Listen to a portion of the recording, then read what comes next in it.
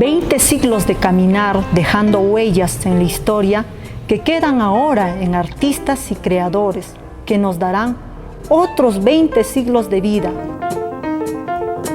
Esto es Confluencias Culturales. En esta parte de su programa Confluencias Culturales estamos con Felipe López. Quizás para celebrar una primera exposición presencial que se está haciendo en Lima, ¿no? Porque es un poco como que la vida vuelve, ¿no? Que otra vez los artistas pueden manifestarse. Felipe, buen día. ¿Qué tan importante es para un artista tener donde exhibir sus obras? Gracias por la invitación. Bueno, parece que las exposiciones están llegando entonces de Lima, después llegará a Ayacucho, ¿no? Claro. Entonces, es lo que siempre he pensado en esta época de la pandemia, de que una exposición virtual, como se dice ahora, o sea, en internet, no tiene el mismo calor humano. Claro. No es igual. En cambio, cuando hay una exposición que la gente va a verlo, va a conversar con la pintura, ¿no es cierto? Va a conversar, va a preguntarle a la pintura, todo en silencio. Entonces, y ahí va a haber un diálogo entre la pintura o la escultura, qué sé yo, y el espectador, ¿no? Entonces, la pintura le debe decir algo al espectador y viceversa, ¿no? Entonces, eso no tiene valor, eso no se puede reemplazar. Claro. Ninguna tecnología actual, moderna, va a reemplazar eso. Si hay una exposición por internet filmado, como nos están filmando ahora, por ejemplo, pero si filman a un cuadro y lo van a mostrar a millones de personas, ¿no? Entonces, pero no es igual, es otra cosa. Es otra cosa. Se está viendo un cuadro frío, que no habla, ¿no? Que no te comunica.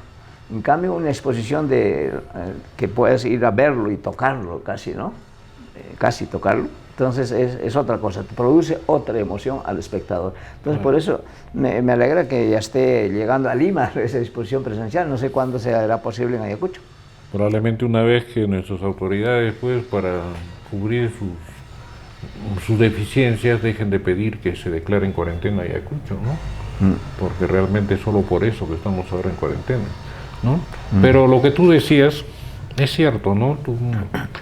Que te digo, por más perfecta que sea tu cámara, por más exacta que sea tu encuadre, hay una serie de matices que se te van, ¿no? Y que solo los puedes apreciar si estás frente al cuadro. Sí, sí. ¿No?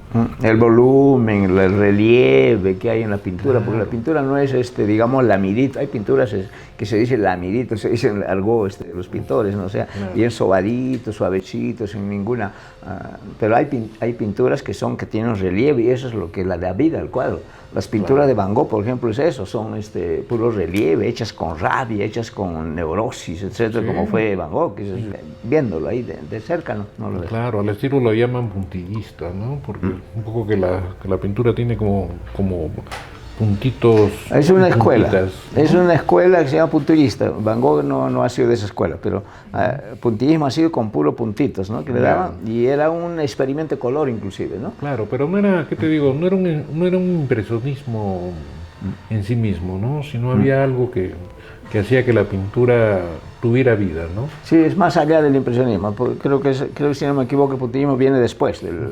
Claro. Entonces ya me refería a Van Gogh, ¿no? Ah, Van Gogh, sí. Claro, Van Gogh ya es un poco más que el impresionismo, sí. Claro. Ya, es único, Van Gogh no es expresionista, no es impresionista tampoco, no es Van Gogh. Como todos los importantes, ¿no? ¿Qué te digo? Todos los que han trascendido, ¿no? Para mí sería difícil, digamos, clasificar en una sola corriente a Picasso, ¿no? Porque además Picasso racionalmente asumió varias corrientes, ¿no? Sí, y aparte, de hecho fue creador, ¿no? Es muy joven, 16 años ya creo una exposición, no estoy muy... Pero él ha pisado todas las escuelas, él ha pasado por todas las escuelas y ha creado las escuelas. O sea, él ha creado el cubismo, etcétera, ¿no? Tal vez abstracto no ha pasado por el abstracto, probablemente no le haya interesado mucho, ¿no? Sí. Pero sí pasó pues por todos los periodos del realismo, así, ¿no? Unos retratos realistas, pero sabía dibujar, pero muy bien, porque a veces cuando uno ve las cosas de Picasso uno cree que que él no sabía dibujar, por eso hace esas cosas, ¿no? Pero no, dibujaba muy bien, como el otro día hablábamos sobre Vallejo, ha hecho unas palomas, por ejemplo, para La Paz, 2 o 3 líneas, ahí estaba una paloma, ¿no? Sí, claro. Es un dibujo, pero perfecto. Pero después él destroza la figura, ¿no es cierto? El retrato lo destroza, No, pero y hay otra cosa, y es lo que se llama el cubismo clásico. en los apuntes sobre el rostro de Vallejo que hace, realmente es Vallejo, pues tú ves hay un rostro ahí, pero lo deshace, ¿no? Así es. Otra cosa. No, Picasso era, ¿qué te digo? A los 14 años hace un cuadro de un moribundo con la familia, que estaba pues en los estándares más altos del impresionismo, ¿no? Ya. Y tenía 14 años. Pero de hecho, un genio extraordinario. Acá tenemos también mucho talento, ¿no? Pero es un talento que se pierde, ¿no? Se va. Sí, sí, eso es cierto. Pues yo estaba en la Escuela de Bellas Artes muchos años, antes de irme a Europa, después volviendo. Hay muchos jóvenes que tienen mucho talento. El problema es que el medio local no les ayuda a nivel, digamos, de compra de las pinturas. Ese es el problema. Entonces hacen cosas muy interesantes en cualquier estilo, estilo realista o impresionista o inclusive modernos, pero he conocido muchos jóvenes con talento. El problema es que dejan, pues, cuelgan los guantes de la pintura porque no pueden vivir de eso, no pueden vivir de eso. Entonces Claro, lo dejan, ¿no? Bueno, yo pienso que tienen que salir, ¿no? Eso es lo primero. Pero, por ejemplo, con esta la Galería Bicentenario, estamos tratando primero de sacarlos vía virtual, ¿no? Ya. Después esperamos, yo estoy viajando a ver si se puede firmar algún convenio con alguna galería en Lima, llevarlos a que expongan ahí, Ya. frente a otro público. Claro, Y yo espero realmente, sinceramente espero, que de repente se los llevan a Nueva York o a Francia, ¿no?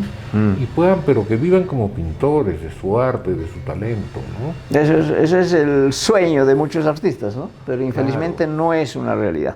O sea, de 30 artistas, supongamos que sale la Escuela de Bellas Artes, hay 2 que van a vivir del arte.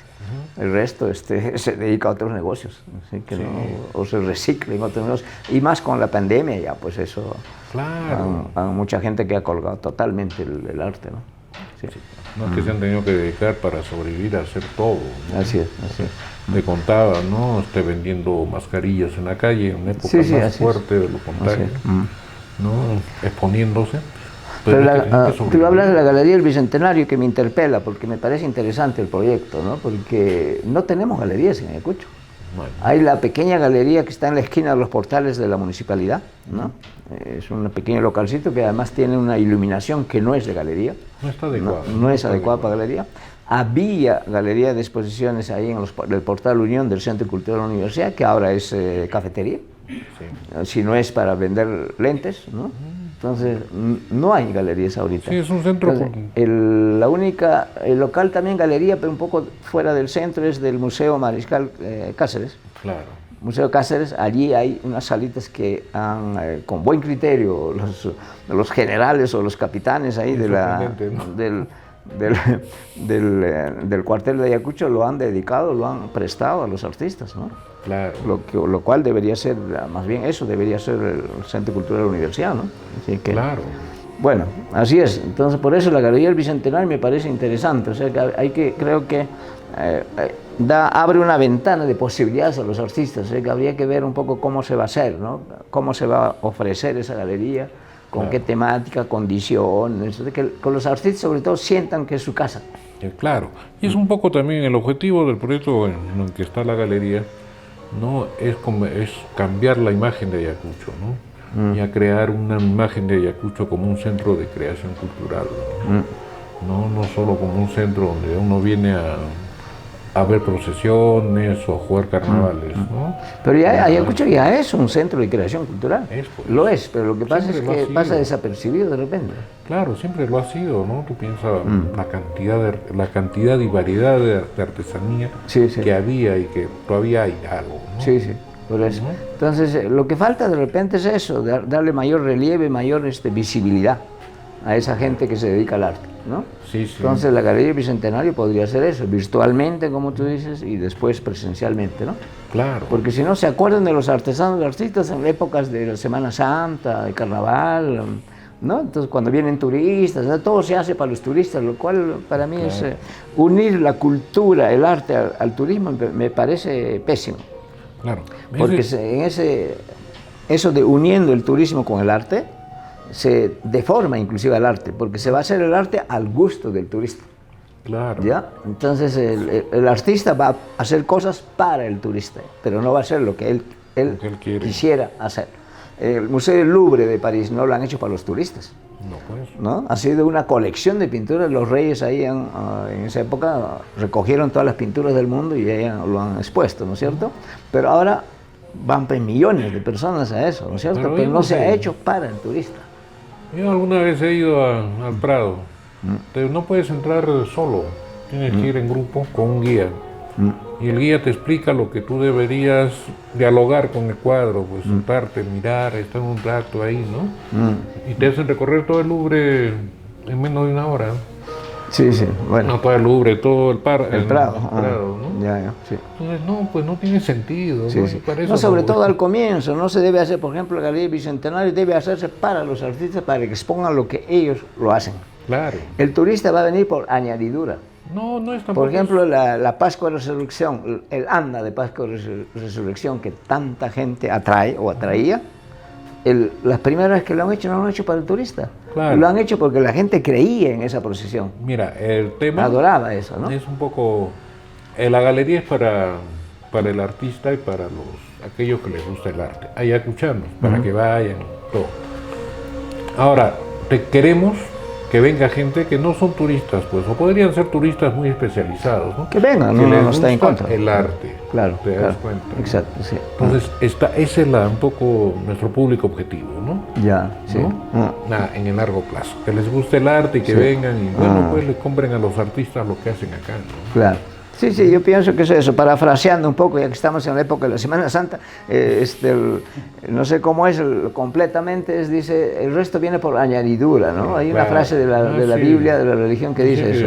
¿Cómo es? Si tú estás con Dios, lo demás es por añadidura. Sí, sí, exacto. Entonces, eso pasa, el ejemplo de las andas, de las procesiones, todo eso es todo muy ligado a la religión, a la creencia de la gente, y después el turista ha venido ahora, recién. Inclusive ha invadido como masa ya a malograrlo ya la Semana Santa, inclusive han venido ya a malograr la Semana Santa. Pero ya nosotros lo hemos malogrado también, ¿no? Porque lo hemos hecho especial para el turista. Sí, pues, ya exacto. No es para el ayacuchano creyente, devoto, que iba a ya es una minoría, claro. Sí, sí. Entonces, y cuando se hace eso para los turistas, eso es una experiencia en toda parte del mundo, se vuelve un espectáculo. O sea, la procesión de Jesús Nazareno, qué sé yo, se vuelve un espectáculo para tomarse fotos, selfies, etc. ¿No es cierto? Pero ya dejó su esencia, pues. No, claro. La pintura o el arte va a ser eso. Si le damos mayor importancia al señor sagrado turista que va a venir a comprarte, vas a adaptarte al gusto del turista. Es lo que pasa con los famosos obeliscos de Quinoa, ¿no es cierto? Que no tienen nada de artístico, ¿no es cierto? Nada de arte, pero como era eso lo que compraban los soldados que venían a Ayacucho en la época del terrorismo, eso se vendía porque los soldados se llevaban esos obeliscos como recuerdo que estaban en Ayacucho. Como eso se vendía, los artesanos se han adaptado y han hecho las famosas obeliscos de ninguna. Es que, a ver, Francisco Stasny, un profesor de San Marcos, un doctor, decía que la diferencia entre arte popular y folclore es que el arte popular sigue creciendo y en su crecimiento de repente hay una línea que es un éxito comercial. Entonces la mayoría sigue repitiendo esa línea. Claro. Ya no hacen arte popular sino folclore. Y eso es lo que nos está pasando, pero nos hemos folclorizado totalmente, ¿no? Sí, yo creo que, bueno, es un gran debate entre el arte popular, artesanía, etc. Es un debate extenso que no se termina hasta ahora, desde la época de López Santay, ¿no? Cuando le dieron el premio de arte, ¿no? ¿Cómo a un artesano le van a dar el arte? Decían, ¿no? Pero para mí López Santay Pitucos de Lima dijeron es el eso, gran ¿no? culpable, de que la artesanía haya dejado de ser para los ayacuchanos, ¿no? Porque él le quitó el carácter religioso que era por lo que consumían los ayacuchanos el retablo, ¿no? Y lo volvió una cosa para los turistas, ¿no? Sí, claro, no fue su intención. Yo creo que él no ha hecho eso para los turistas, lo ha hecho para, digamos, para gente o sea, ha cambiado de temática. La primera temática era religiosa, ¿no es cierto? Claro. La caja de San Marcos, que es el famoso retablo, es un altar portativo. Claro. O sea, en lugar de, no podían llevar un altar digamos, de San Juan Bautista no sé, aquí, no podían llevar, entonces hicieron el retablo para eso. Entonces, ese retablo se pone, por ejemplo, en las ceremonias de la herranza, por ejemplo. Claro. Entonces ponen el altar, abren la puerta, prenden la vela, bailan, le prenden velitas, rezan, todo eso. Eso era el retablo, ¿no es cierto? Sí, Entonces, ahí a eso se resumía. Pero después, como tú dices, López Antay recibió, creo, un consejo de, no sé si Bustamante, Alicia, no me acuerdo, que le dijo, ¿por qué no haces con escenas de la vida real? Entonces ahí comenzó a hacer las cosas con la vida real, el panadero, qué sé, esas cosas. Entonces ahí fue cambiando y cambiando y ahora es pues un objeto turístico, ¿no es cierto? Que eso no le quita mérito en el sentido de que hay retablos modernos con actividades, digamos, actuales, modernas, inclusive de la guerrilla, de la época del sendero, que tienen mucho valor estético. Sí, ¿no? de hecho, mucho yo he valor visto estético. uno sobre el Jalatoro que me impresionó el trabajo que se hizo, ¿no? Pero son algunas cosas muy excepcionales, ¿no? Ahora, yo no lo iba a comprar porque costaba un montón de plata, ¿no? Me imagino que sí, alguien con mayor poder adquisitivo lo compraba para adornar su casa, ¿no? Claro. O algún ministerio para regalarle a algún ministro, ¿no? Sí. Probablemente están haciendo retablos, por ejemplo, ahorita sobre el COVID. Seguramente, ya están haciendo. Entonces sería interesante, por ejemplo, hacer una exposición hablando de la Galería del Bicentenario, hacer arte, qué cosas se hizo como arte, o sea, retablo, pintura, escultura, sobre la temática del COVID. Tal vez no la temática, si no es la temática puede ser el artista, qué cosa ha visto, cómo ha visto el mundo cuando estaba encerrado con el COVID. Entonces va a haber retablos seguramente con la temática del COVID, va a haber pinturas sobre eso, etc. Eso sería un tema, por ejemplo, de exposición del Bicentenario, de la galería. Antes de que se pinte el mural que le llaman del Bicentenario, ahí se ponían ambulantes, pues, ¿no? Y había unos que vendían unas alcancillas en forma del coronavirus. O sea, ya se está haciendo, ¿no? La gente ya lo está asumiendo culturalmente. Ahí interviene la creatividad, ¿no? Entonces ahora ¿cómo se hace, no? ¿Se hace de una manera estética, artística, o se hace como esta, por ejemplo, esta tuna, por ejemplo? Es hermosa la tuna, ¿no? Entonces para porte lapicero, ¿no? Entonces ya depende de la idea, pues, ¿no? Claro. Y del artista, la sensibilidad del artista, ¿no? Claro. Sí. No, por ejemplo, ¿qué te digo? Cuadros tan abstractos como La naturaleza muerta con zapato viejo de Miró, pero que es tan reales también, ¿no? Tan tuyas, o sea, esa visión del mundo tan deprimida, ¿no?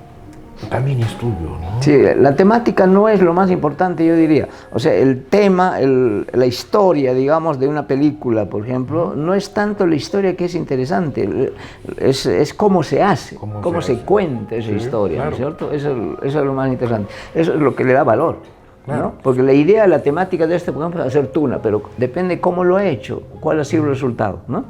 Entonces una película, por ejemplo, puede ser una superproducción con 10.000 extras y estrellas, pero la película es mala, ¿por qué? Porque está mal hecha, mal formulada. Sí. La entrevista ahora, por ejemplo, puede ser buena o mala, dependiendo cómo ha sido la edición, cómo está el sonido, está saliendo muy color, bien, creo, si está saliendo bien o no, etc.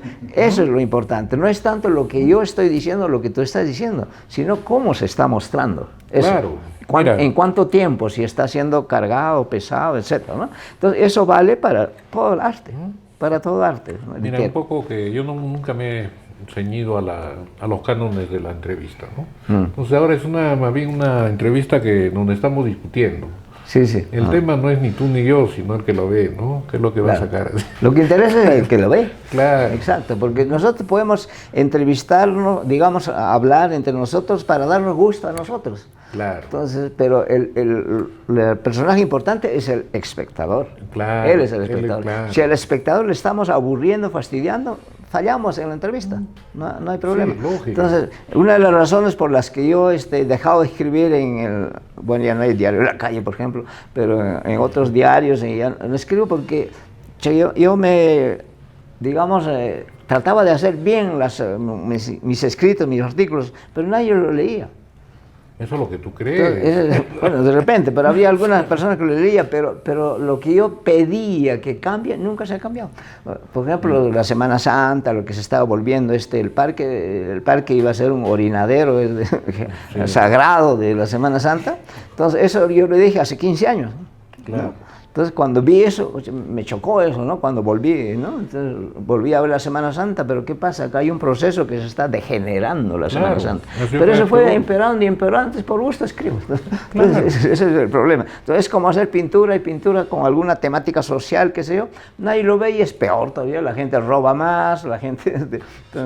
Mira, es lo que tú dices, lo que a mí me pasa, ¿no? Ya hace un montón de años que estoy escribiendo en diversos medios, ¿no? Y nunca se cumple lo que yo estoy pidiendo, ¿no? Pero veo que la gente va ganando conciencia, ¿no? Esperamos, eso es lo que a mí también me consuela, de que de repente hemos sembrado un granito, así, ¿no es cierto? Y ese granito se va, ¿no? Entonces, yo ahora me doy cuenta sin falsa modestia que muchas cosas que yo he pedido recién se está tomando en cuenta, o sea, algo ha pasado, en 10 años de lo que había dicho algo, recién lo están tomando en cuenta. Por ejemplo, la falta de espacios verdes, ese tipo de cosas, la polución, esas cosas ya había llamado la atención hace tiempo. Claro, es que vas creando consensos, ¿no? Hoy día te lee uno, ese uno se le queda, habla con otro, ya son dos que están, sí pues, ¿por qué hay tanto humo, no? Ya van con otro 3 y de repente, a los 10 años, como tú dices, ya hay un consenso, ¿no? No podemos seguir así, ¿no? Sí, pues, claro. Ojalá, o sea que, bueno, al menos hay alguna esperanza. Sí, yo creo que sí. Para la época del post-COVID, de repente va a mejorar algo. No, por ejemplo, dicen que no va a ser todo igual. No creo que sea igual. Mejor. Ojalá que no sea igual. Porque la normalidad que ha habido antes del COVID no era buena. Claro. No era buena, ya no era buena. Entonces ahora este COVID ha acelerado los cambios, pero lo importante es que nosotros cambiemos. Sí. Nuestra manera de consumir, nuestra manera de actuar, eso debe cambiar. Si eso no ha cambiado, vamos a volver a lo de antes. Una amiga argentina pone que si levantan la cuarentena ella va a salir a abrazar a todos los que se encuentren. Yo espero que todos seamos así, que salgamos a abrazar y pucha, se acabó. Eso pienso que físicamente eso creo que va a volver. Una vez que la vacuna haya progresado a nivel mundial, físicamente vamos a poder abrazarnos, pero mentalmente, a nivel de pensamiento, de ideología, de cómo estamos. Claro, ¿Hemos cambiado o no hemos cambiado? ¿Seguimos funcionando con la misma mentalidad o no? No, eso es lo que tiene que cambiar. Mira, a mí me metieron a una cuarentena. Yo estuve 15 días encerrado. Cuando he salido le tenía miedo a todo el mundo. Y eso tienes que superarlo, no son tus enemigos, ¿no? Es gente que tiene tu mismo problema. Tienes que ver cómo con él superas esto, ¿no? Tenemos que aceptar las diferencias, yo creo que es una de las cosas que tiene que cambiar. Sí, claro. O sea, tenemos que aprender a discutir sin pelearnos, ¿no? Tenemos que aprender a respetar las ideas diferentes, las religiones diferentes. No podemos querer imponer nuestra religión o nuestro ateísmo. No, cada persona es diferente, cada persona debe funcionar de una manera diferente. Y lo que enriquece al hombre, lo que siempre ha enriquecido a una sociedad, son las diferencias, son las discusiones, intercambio de ideas. Eso es lo que estamos haciendo ahorita. Eso es lo que le da vida a una sociedad, pues, ¿no? Que no todo sea... Le hace evolucionar. Monocordes, claro. Sí, y a nosotros también nos hace evolucionar, porque si nadie nos contradice, si todos nos dicen, ok, amén, amén, como en una dictadura, nos estancamos, y como toda agua estancada, nos podrimos, pues. Sí, lógico, eso es cierto. No, y por eso es que las dictaduras siempre caen, siempre se acaban. Sí, ¿no? Felizmente. Claro. Como Trump, pues, de Estados Unidos ha terminado, así que... Sí. Bueno, acá tenemos que acabar ya, Willy, como siempre nos corta acá con el cuento del tiempo. Yo te agradezco, Felipe, realmente Gracias a ustedes, siempre es un placer discutir con ustedes para tu programa Confluencia, que me parece uno de los pocos programas, no sé si habrá otro programa en Ayacucho que vale la pena verlo. Bueno, que vale la pena en haber varios, pero de que traten del tema no. Ya, ok. Están en otra cosa, ¿no? Bueno, pasamos al siguiente segmento de su programa Confluencias Culturales.